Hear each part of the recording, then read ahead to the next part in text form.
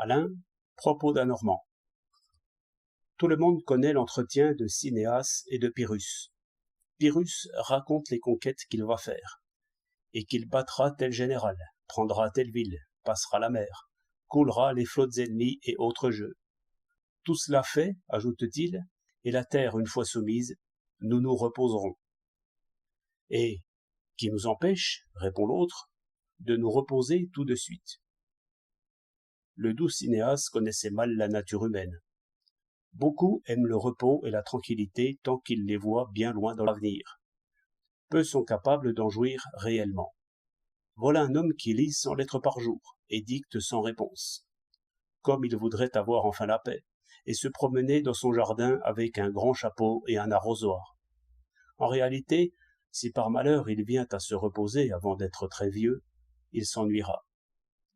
Les hommes, quand ils n'ont pas de soucis, s'ennuient presque tous, et c'est encore le moindre de leurs maux dans l'oisiveté ou la retraite.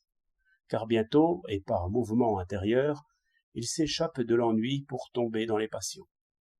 Les tourments de l'amour sont bientôt oubliés dans une vie pleine de luttes, de projets et d'échéances. Mais ils sont redoutables pour l'oisif, et on peut se tuer par amour, comme l'expérience le fait bien voir, ce qui suppose des souffrances d'imagination capables de faire éclater un crâne. Mais il y a d'autres souffrances d'imagination, qui viennent de ce que l'on pense aux maladies et à la mort. Je plains ceux qui se tâtent le pouls et qui ont de petites fioles à côté de leur assiette. Il faut compter aussi les peines réelles, que nul ne peut éviter, car il est conforme à la nature que l'on voit mourir ses parents. Et si l'on a par malheur une vie assez tranquille pour penser à ces choses avec suite et se forger un avenir encore plus noir, la vie n'est plus qu'un supplice. Il faut donc du travail aux hommes, et des émotions vives, et des actions précipitées, qui les fassent vivre dans le présent. Plus ils sont jeunes, et plus ils ont de feu dans le cœur, plus ils doivent haïr la méditation, le souvenir, la prévision.